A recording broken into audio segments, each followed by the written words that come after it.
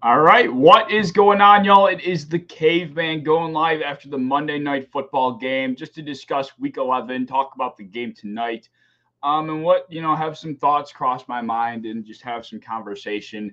Because it was a game that there's a lot to take from. It was an NFC matchup, of course. I'm a fan of an AFC team, but considering the landscape of the league right now, the 49ers are definitely one of those teams that we need to I'll keep an eye on, whether we're in the AFC or the NFC, because I think it's safe to say that they're kind of silently being left out of the top team conversation, when in all reality they probably deserve to be right up there, just because of the roster that they have on that in that organization. They're a dangerous threat to pretty much anybody that crosses their face, and they showed that tonight. The poor Arizona Cardinals just happened to be the ones in the way on prime time in Mexico, right? Is that where they played?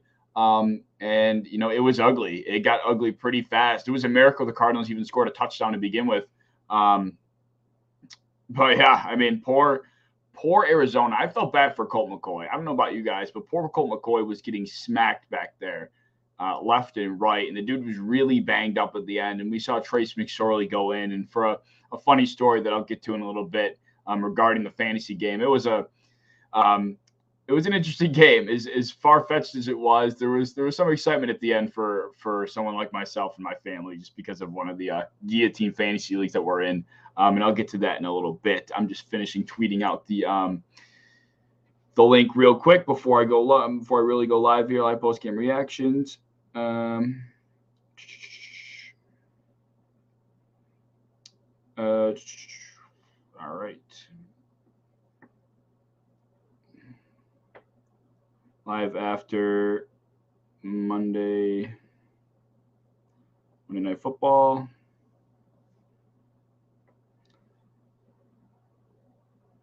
Live after Monday Night Football.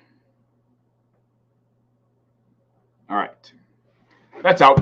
Let's talk.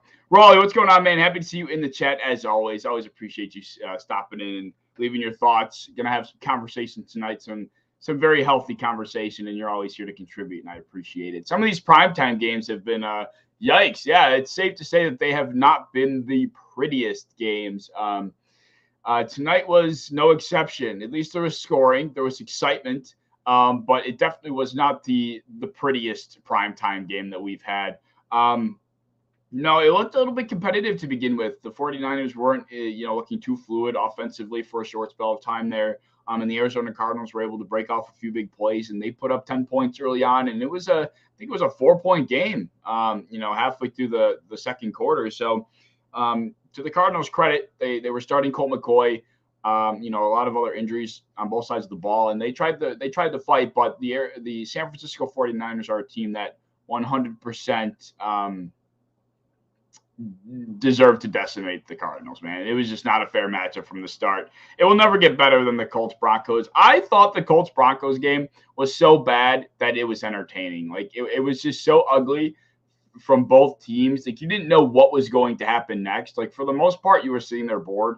But I thought just because of the uncertainty of things and how bad both teams were playing, I thought it was fun just for that matter. And then the end of that game was ridiculously exciting. So I thought that was a good game just because of how bad it was. I thought the worst primetime game was I can't even remember what game it was now that I'm thinking about it, but it happened, I think, 2 or 3 weeks ago, and it was bad. I called it the worst primetime game that we've seen. It was the Falcons and the Panthers. I think it was the second Panthers-Falcons matchup, and that was when Mariota was doing somersaults, and Arthur Smith pissed me off. That game was misery to watch, but I honestly liked the Colts-Broncos game. I thought it was enjoyable. But let's talk about this game tonight a little bit. If you're a San Francisco 49ers fan, I would imagine you feel pretty good about this one. Whether or not you think it moves the needle in terms of how you should feel about the long term, that's up to you. I think the 49ers did what they had to do tonight, considering the parity in the NFL as of late. I think this game, just like any other, could have possibly been a lot closer than some 49ers fans would have liked to see. The Bills played the Browns this weekend, and we took care of them. But being a Super Bowl contender, some fans would have liked it to be a little bit of a bigger margin, and it wasn't. But that's just the nature of things, and that's where we're at in the NFL these days. the blowouts are hard to come by. Winning alone is difficult enough, but blowing out teams is it's not easy to do in the NFL nowadays. Just with all the upsets that have been happening as of late, and teams keeping games close that they wouldn't expect. So this game it probably was a subconscious breath of fresh air, because you may have not even thought about it, but if this game went in any other favor than how it did, you could be scratching your head thinking what the hell is going on here. Bears Commanders was kind of bad too. Yeah, the Bears Commanders, I mean, that was just a recipe for disaster. That was before Justin Fields really started to go on his heater here. And that was ugly. That was a really ugly one too. Tonight, I mean, if you're the 49ers, Jimmy Garoppolo has, the most weapons that he's ever had in his career. The dude threw 4 touchdowns tonight. Would you believe that Jimmy Garoppolo threw 4 touchdowns? I mean, yeah, you kind of would. And considering the fact that probably, he had a couple nice dimes to Ayuk, but other than that, the other 2 were to Kittle, and he did all of the running after the catch. Most of his yardage at this point in his career comes after the catch. He makes a couple nice throws here and there, but is Jimmy Garoppolo the guy that is going to get you over the hump? Is Jimmy Garoppolo the guy that's going to win you a championship? He certainly looks capable enough at times, but there are other times where you might need to lean on him just a little bit, and he's just not capable. And hopefully, I like to see good football teams get what they deserve. And the 49ers are a good football team. They went out and traded for Christian McCaffrey, a big haul. Some people thought it was a dumb move, and you can make that argument, but I think it's hard to say now just because we don't know what the result of this move could be. But it's, safe to say that McCaffrey has made an immediate impact, and he's been a difference maker for them so far. So, whether it was a dumb move or not, given the compensation they gave up, he's making an impact. He's definitely moving the needle in terms of getting them closer to winning a championship. So why, I don't hate that. That we saw what the Rams did a couple of years ago. They went all in and they won a Super Bowl. Sparrow, what's going on, man? Nice to see you in the chat. Yeah, so I mean, the 49ers, they're looking at the Rams, they're divisional partners in the Rams, and they're like, you know what, if you guys can go out and trade for a bunch of guys and make a bunch of moves to, build the best team you can and go win a Super Bowl, why can't we? And that's what they do. They go and get McCaffrey, and like I said, he's probably been their most impactful offensive player ever since he got there. Deebo Samuel, his role has been slowly phased away since McCaffrey got there. Samuel had a big night tonight, but it's been seen how noticeable McCaffrey is involved. And Samuel is reaping the benefits almost in a way because he doesn't have to have so much pressure on his shoulders. But Kittle's not nearly as often as involved as a pass catcher because he's doing a lot more blocking on the ground because now they got the 1-2 punch in Elijah Mitchell and Christian McCaffrey. Brandon Ayuk has really come on the scene as well, so good for him. We've been kind of waiting for the Brandon Ayuk breakout for a little bit now. And it seems like this year is the year, and Ayuk is he's really showing out. He's the 49ers leading receiver in terms of yardage, and he's been having a great year. So today he only had 20 yards, but he had 2 touchdowns. So he was the red zone target tonight, and I'm happy for him. I think he's a top 7 route runner. I mean, seeing the routes he can run, the way he's able to stop on a dime and change direction. Watching Brandon Ayuk create separation is a thing of beauty. I've been all right, Golden. Just getting through the days one by one. Happy to be streaming, happy to be talking football with you guys. And I can't complain. I hope you've been well yourself. Please let me know if you guys have any questions. Feel free to drop them in the comments. I'll be happy to cover whatever topic you might have in mind. But yeah, it was an interesting game for the simple fact that I think the Arizona Cardinals are waving the white flag. It looked like on that second Kittle touchdown, a lot of the 49ers or a lot of the Cardinals defenders seemingly gave up trying to tackle Kittle once he kind of broke free from the original tackler. And that seems to be where they're at right now. No Kyler. They've also suffered a few injuries up front. They haven't had Marquise Brown. The secondary, I would imagine, is dealing with a few injuries as well that I'm just not quite aware of because I don't pay attention to the Cardinals. But Cliff Kingsbury has been under the microscope, in my opinion, for a little bit of time here, and it's getting to a point where how much failure can a team endure before the blame starts to be shifted elsewhere. Of course, the injuries have sucked, but this team is it's looked like it's been capable for a few years now of making some sort of a noise. It's just unfortunate that they haven't been able to. And I think Cliff Kingsbury has a lot to do with that, personally. Raleigh says, "Did you get snowed in?" I don't know if you are up in Western New York, but I've been in SoCal for past 5 years, so it's fun to see my friends back home snowed in. I did not get snowed in. Fortunately, I live more in the Amherst, Tonawanda area, so we really didn't catch a lot of the heavy snow. But I definitely knew people that caught it heavy down in the South towns and down in Hamburg, Lackawanna.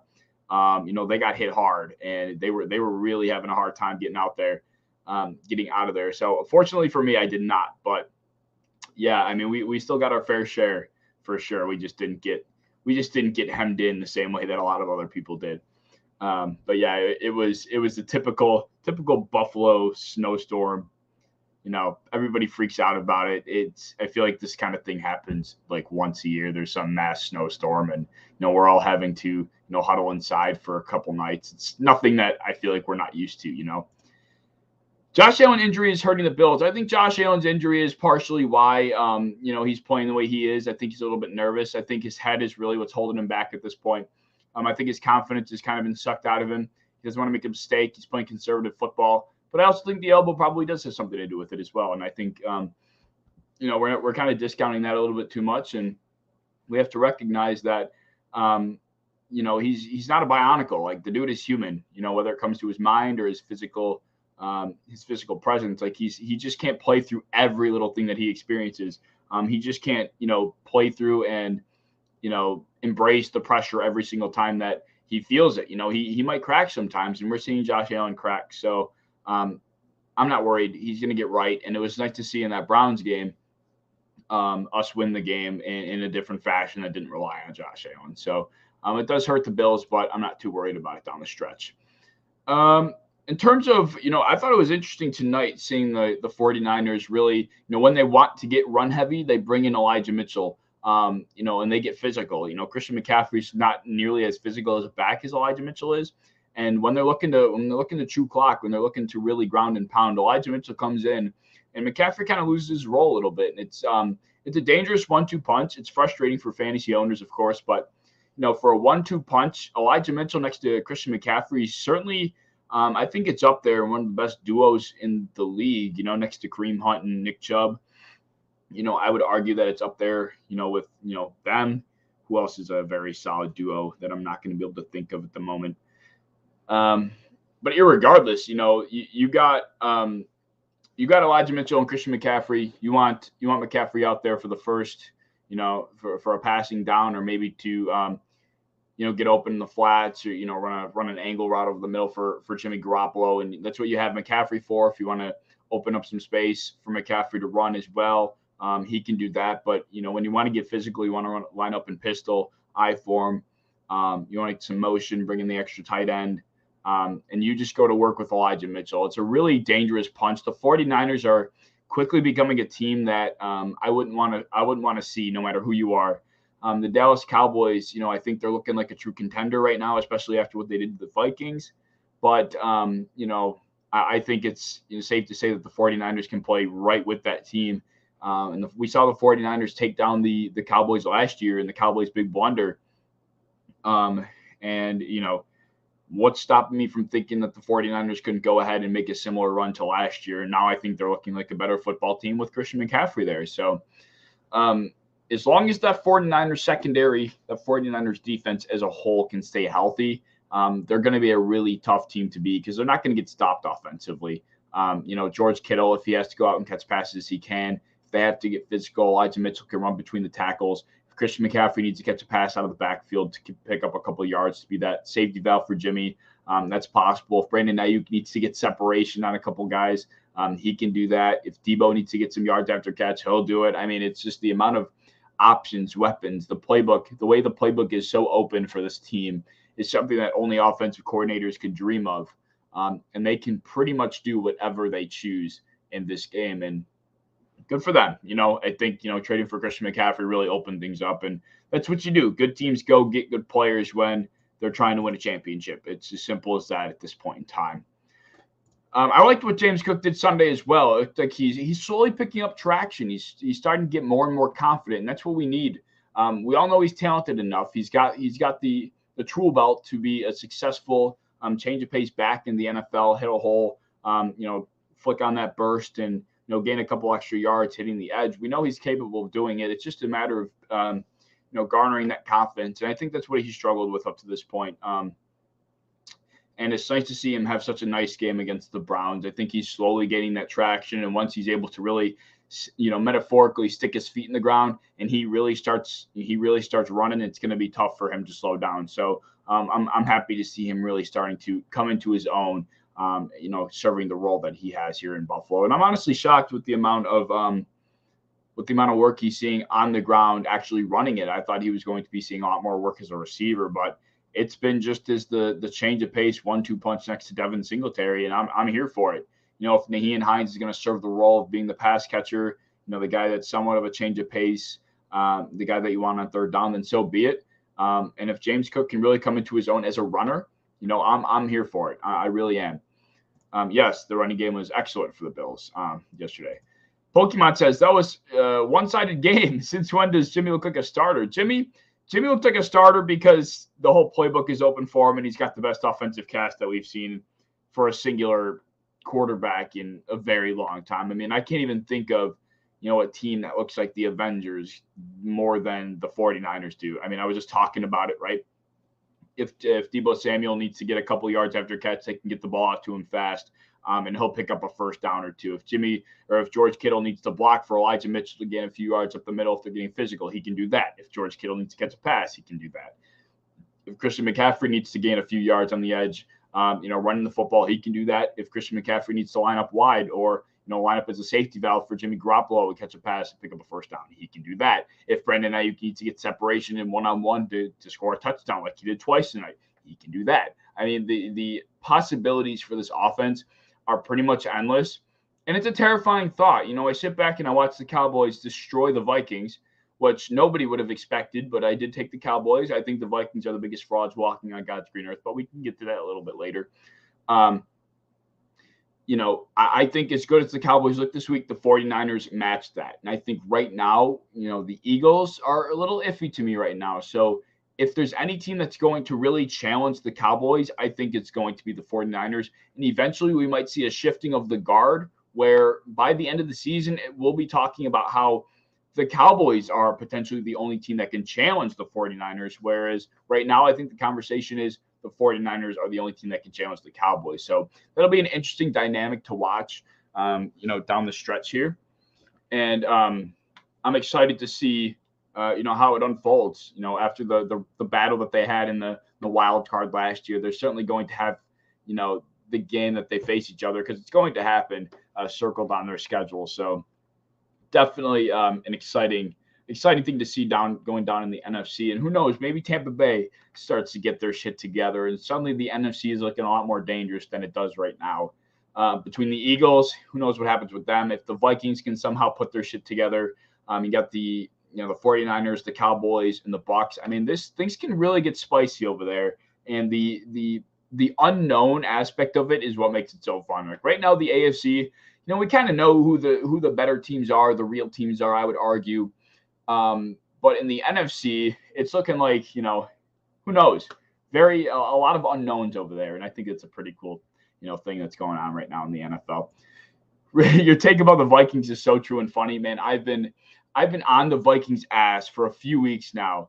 It was the game against the Saints when I really realized, they're not that good. Watching them play against the Saints, they did everything in their power to blow that game, and the Saints did everything in their power to give it back. And it was like a game of hot potato. The time ran out, and unfortunately, the Saints were the ones that gave the ball back the last time, and the Vikings ended up winning it. So, ever since that game, I've been watching the Vikings. Like, are they actually what their record says they are? And as the weeks progress, I'm like, they're not. They win these games against these teams that are considered below average in not so convincing ways. And we get to, the Bills game, and of course we're battered with injuries and, the whole 9 yards. No excuse. We blew it. The first half of that game was how that game was exactly what the Cowboys were doing to the Vikings, except we weren't able to finish it off. We weren't able to keep the pedal to the metal, and we allowed the Vikings to sneak back into it because we just pulled blunder after blunder. I could argue that the Vikings have played three good teams this year: the Bills, the Cowboys, and the Eagles. 40-3 against the Cowboys, 24-7 against the Eagles, I believe it was, and against the Bills, it was 27-10, something along those lines going into half. So, two quarters against the team that slipped up, being the Bills, which allowed them to kind of redeem their image, if you will. And if those two quarters of a collapse don't happen by the Bills, we're sitting here saying the Vikings are the definitely the biggest fake in the NFL. Well, next to maybe the Giants or something like that. But I'm just not convinced on them. So, yeah, I can go on about that for a very long time. Are you scared of the Lions this week? They're on a 3-game winning streak. To say I'm scared, I don't think I'm scared. On primetime, we seem to shine when the lights are brightest. So I'm not too concerned. If we somehow lose to the Lions, I think we will really have a rightful reason to be concerned. Jared Goff is nothing too, spectacular. If he comes out and I think it would take Jared Goff's best game in recent memory to even have a chance against us. I mean, the Browns got what I think was Jacoby Brissett's best game of his entire career, and they still lost by 10 after a garbage time touchdown. So, if the Bills are able to come out and they've been stopping, the Lions have been slowing down the run lately. They slowed down Saquon and the Giants on the ground this past week. So I don't know if we're necessarily going to be able to come out and batter them with the ground game the same way we did to the Browns. But it would be nice to see if, how the ground game is challenged here. We're going to need them. Josh Allen's still not there mentally. I don't expect him to take this mental hurdle and, return to the normal form we're used to seeing him. So we're definitely going to need that balance in that pass and run game a little bit more than we're used to seeing it. So hopefully, we really bring that heat. Hopefully the front seven's ready. DeAndre Swift and Jamal Williams, one of the better running back duos. As much as they don't use DeAndre Swift, they're still a very solid dynamic duo. They traded away TJ Hawkinson, but of course they got the Sun God and Amon-Ra. Jameson Williams actually got activated. He's practicing now. We probably won't see him by Thursday. I actually can guarantee you we won't see him by Thursday. But, the Lions have been finding ways to win games, and they've been underdogs in every single one of them. So it's definitely not going to be a walk in the park. No game in the NFL is a walk in the park, and we figured that out. So, we're catching a team that is hot at the moment, and we are not so hot. Got to come with our A game. Wouldn't say I'm scared. My expectations are that we win, and we win handily.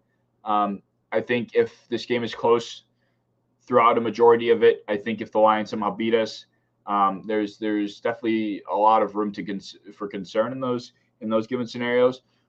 Excuse me, but I'm not worried. I have more than enough confidence that if we can take down the Browns the way we did, why am I burping so much? Then we can take down the Lions in a similar fashion. So, I'll believe chaos when I see it, I guess, for lack of a better term. My nose is stuffed. I freaking can't breathe. Oh my God. But actually, talking about the Vikings and my take on the Vikings, actually, I don't know if you saw it or not, Raleigh, but I had a take on the Giants earlier today. And I think the Giants have, they sit at 7-3 right now, and this might be crazy to say, but I think the Giants miss out on the postseason. They just lost Wan'Dale Robinson to an ACL injury. He was pretty much their only pass catching threat on the edge. Darius Slayton's all right, but other than that, they really have no type of talent in the pass catching room right now. And after this weekend, something tells me Odell Beckham Jr. is not going to have too much interest in going to the Giants. If it's down to the Giants or the Cowboys, he ain't going to the Giants. So that leaves that option out.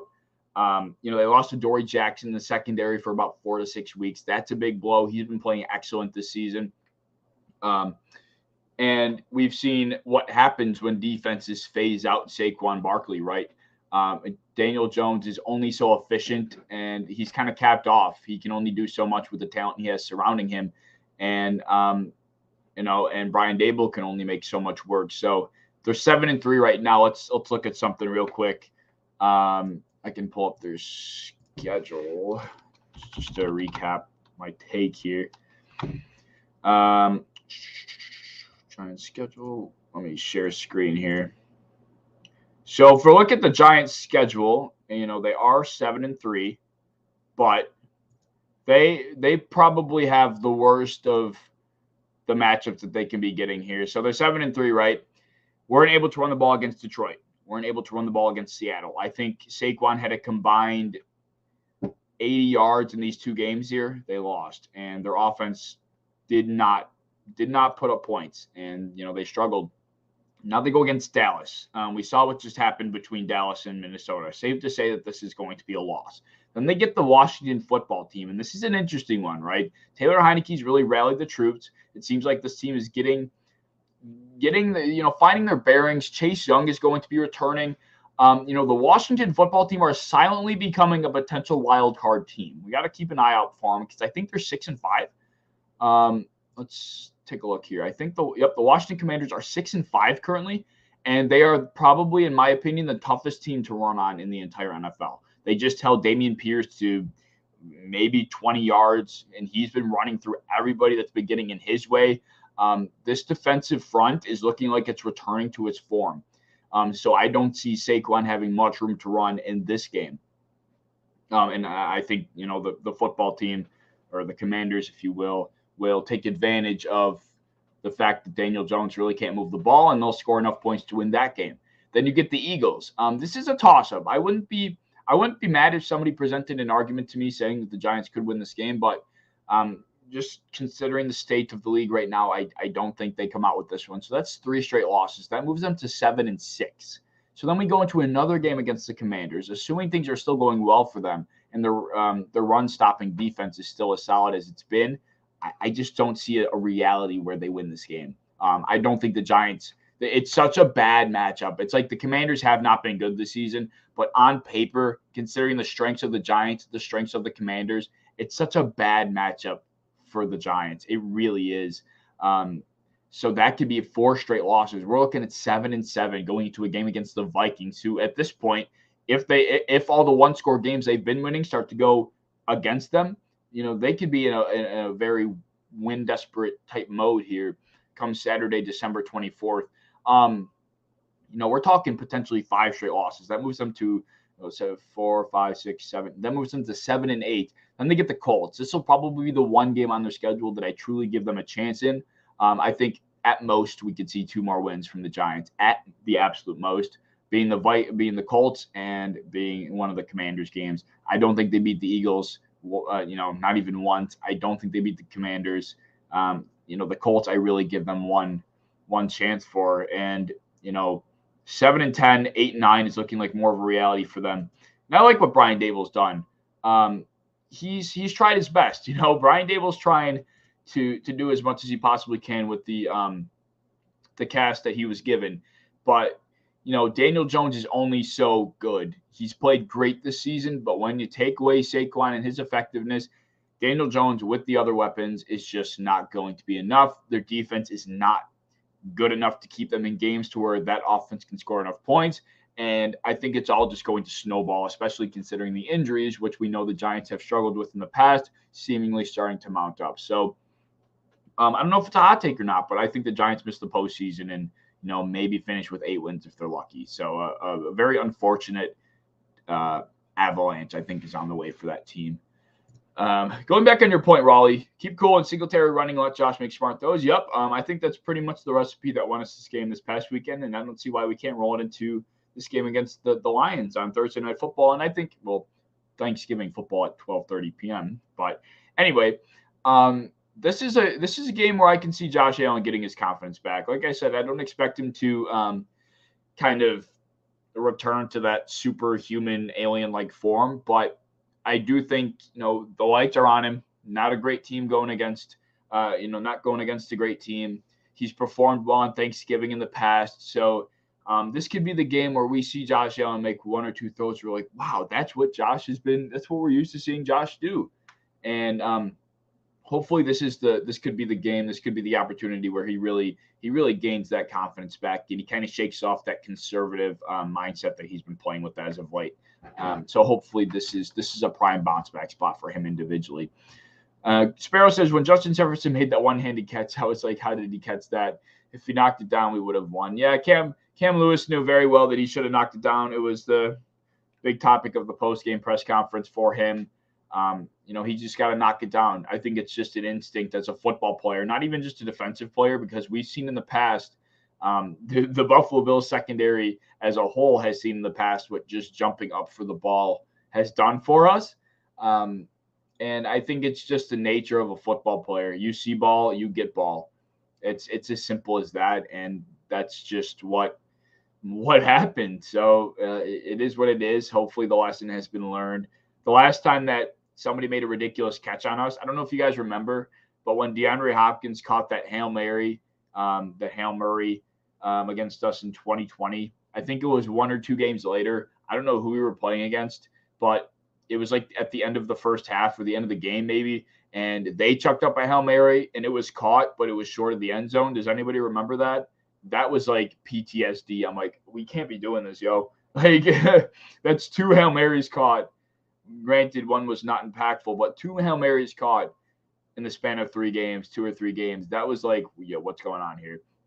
And now this Justin Jefferson one, I think the Justin Jefferson one was just a fluke. I mean, the guy literally put on like a robotic arm and somehow came down with that. It doesn't happen 99 out of 100 times. So it is what it is. Can this be the game that, Raleigh says that McDermott said Trey won't play. I don't think he plays. I think I do recall seeing a report that said that McDermott said that, but irregardless, I don't think this is a game that we see Trey White. I don't know when we're going to see Trey White. I think I said after the Bills game that week 13 is going to be my target for him. There's a short week here for the Bills coming up, going into the Thanksgiving game. They're playing at Ford Field, which is notoriously not being great for injury purposes. So I think Trey White's going to once again miss this game. But there's also a possibility that, we don't see him. I think week 13 would be my realistic prediction, but I also wouldn't be shocked if he was held out till 14 or 15 or God forbid, like 16. Like, I don't know what exactly is holding him out at this point other than Trey White. I think it's Trey White's mental state. I don't know if he trusts his body. He doesn't trust his mind. I think he's scared. And I understand that, not being able to move the way you used to, or knowing in the back of your mind that at any given second, the body that you've trusted for, his 23-4 years on this planet, 25, however old he is, all of a sudden you're just thinking like, I can collapse again and not even be prepared for it. It's definitely got to be a scary thought. It's not something I've ever had to deal with, fortunately. So I can't say I know what it's like, but I'd imagine that, he's definitely dealing with that mental hurdle. And, it sounds like he's been cleared. He's been practicing. He's physically ready. It's just the mental side of things. And it seems like McDermott is really, really playing the conservative ball game here with that. And I would argue that if Trey White was really that eager to get back out on the field, he might have been already. But it seems like I would say he's trying to take that same type of approach as McDermott is. And I would say week 13 is the most realistic return for him. But I wouldn't be shocked if it was 14 or 15 either. Just as long as he's ready for the final stretch, right? Oh, my God, my nose being stuffed is killing me. As long as Trey White is ready for the final stretch and he's healthy, we just need Trey White healthy for the final stretch, man. That's all we need.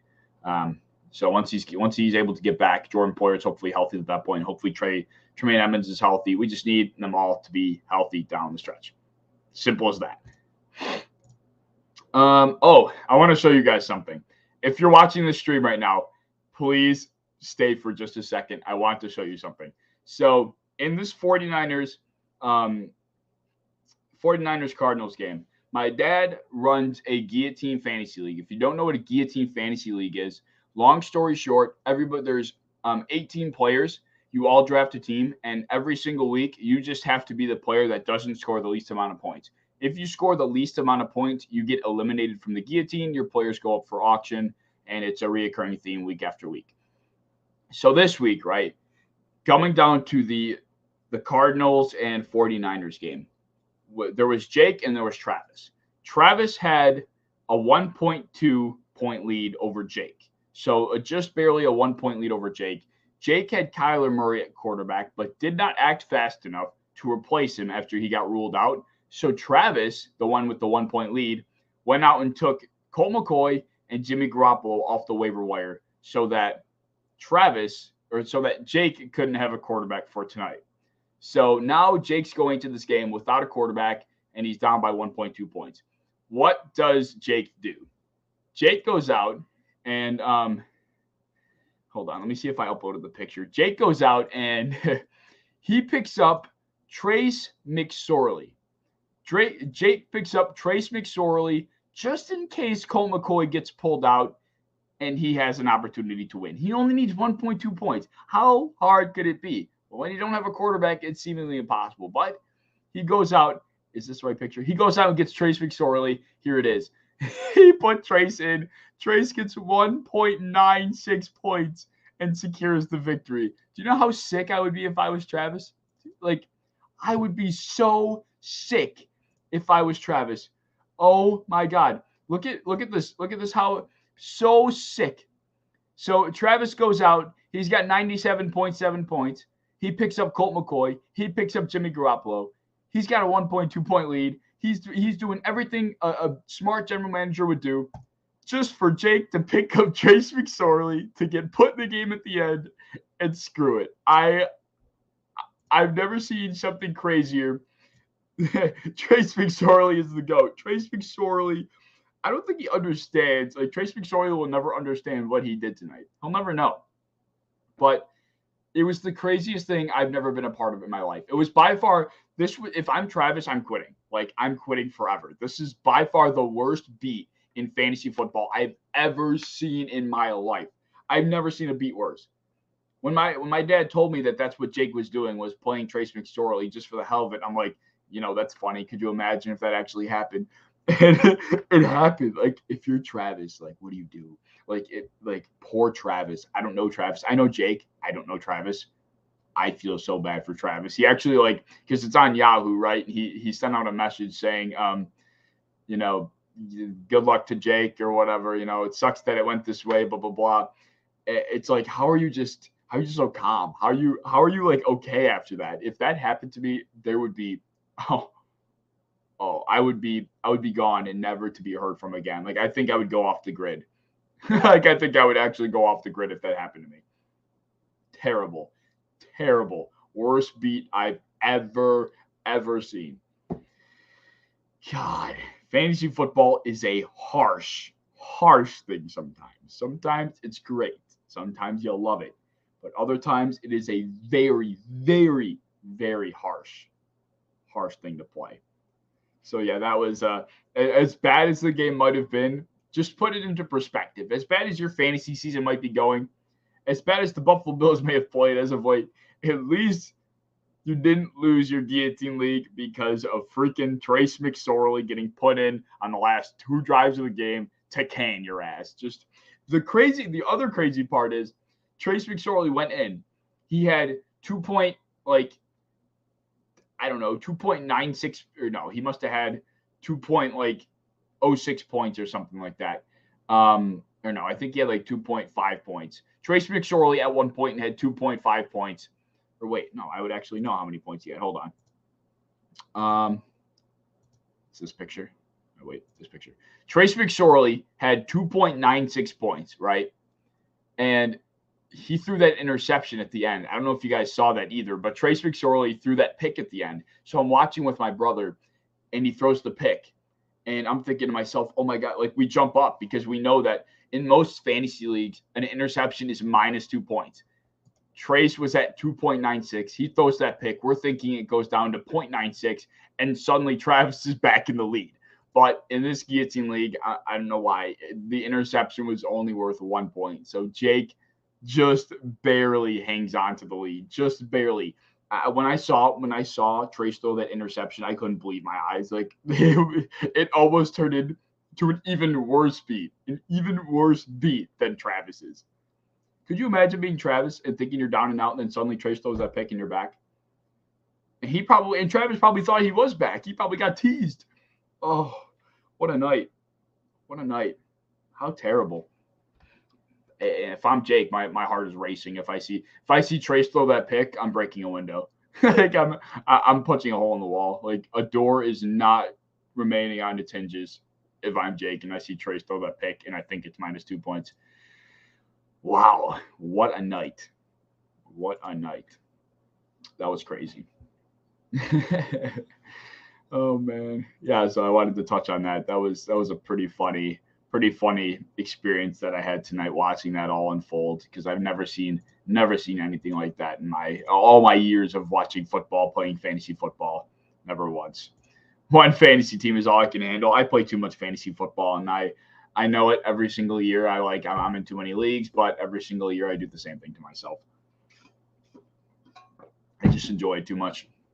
I enjoy it's like by draft time, I've been so deprived of football. Anything football related, I'm clinging on to. If I get asked to do a fantasy league, I love drafting, so I'm gonna draft. Like I'm not gonna say no to a draft. So yeah, that's just what happens. Playoff Trey? I think Trey will be back for the playoffs. Yeah, 100%. 100%. Troy Gabrielson, what's up, man? Josh and the team got good and scoring every drive makes me happy. Yeah, it was nice to see Devin Singletary, James Cook move the ball. Josh Allen not feel like he has to force it into any tight windows or do anything extra.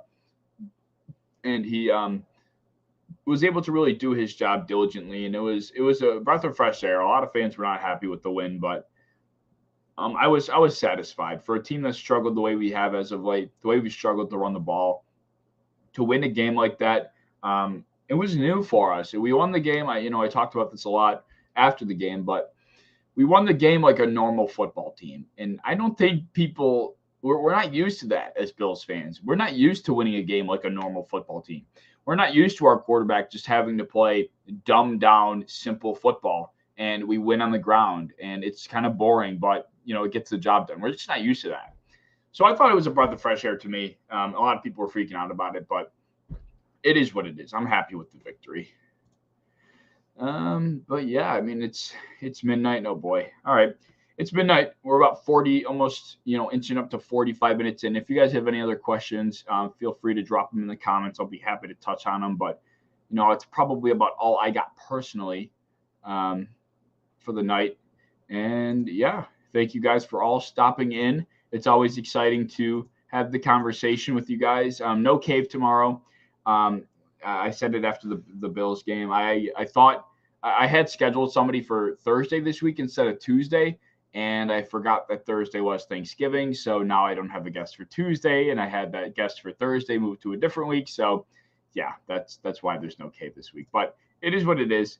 Cook looks great. Yeah. Cook has been excellent. It's nice to see him coming into his own. For a guy that seemed to have lacked confidence early on, that really wasn't able to carve a role or gain any traction, it was nice to see him really gain some confidence in that game because he needs it. He's definitely got the talent. He's got the tool belt. He needs to have that confidence so he can really fulfill what we drafted him to fulfill. So happy to see him really have a solid matchup. Shady McCoy. What do you mean, Shady McCoy? What about Shady? I got points on DraftKings with Tre'Davious White on my Rainmaker team. I have no idea what that means, but good. I'm happy. I've never heard of a Rainmaker team. What's a Rainmaker team? That's interesting. If you want to fill me in on that, I've never heard of a Rainmaker team. That's got to be an interesting concept with defensive players. I've never done defensive players for fantasy either, so that's interesting. All right. So yeah, I think that will just about wrap things up, everybody. I will. Oh, player. Okay, so here we go. I got points under players. Oh, I heard of that. I heard when DraftKings rolled that out. I was gonna do that. I thought that was a really cool concept. I remember when they first rolled that out, but I wasn't able to do it because I just thought it was a little bit too steep for what I'm used to betting. So but I thought it was a really cool concept. Yeah, I do remember that. So that's cool. You got him on your Rainmaker team. That's really dope. All right. But yeah, I'm going to wrap things up here, everybody. Thank you guys for stopping in. I appreciate you guys leaving your thoughts. Troy, thank you for enlightening me on what a Rainmaker team was. And yeah, thank you guys for all stopping in. And I'll be posting my usual content as the week goes on. And go Bills.